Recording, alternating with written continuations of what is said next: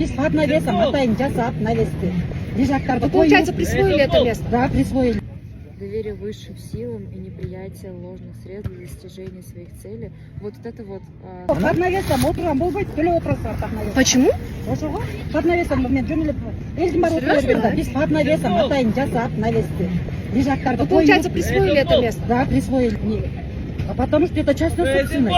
Чья частная собственность? Ихний частная собственность. Здесь нету частной собственности, вы что? Сіз не ушундай наглеть етесіңдер, яқсыздар.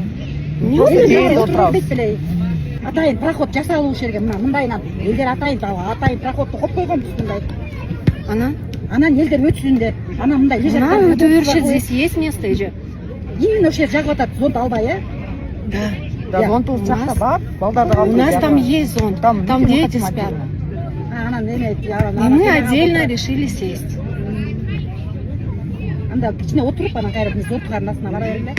Сиз айтасызбы бизге что делать? Не мы эже бирас ойноп эле кетебиз. Не конфликт. Это ваша частная собственность. Это не мен кассирмен берди.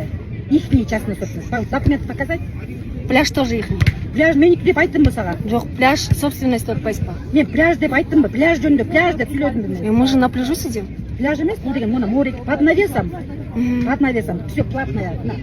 Место под навесом, возле навеса платное деп жазылып турат экен. Канча сом? Каякта? Канча сом? Жерге отурганыңбы?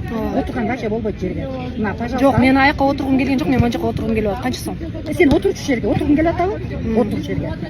Рахмат. Рахмат. Аябай ушул жерге отургун келип аткансыз ай? Ооба. Отурабыз. Эже мусулман бираз эле. Хорошо, рахмат. Жесткая женщина.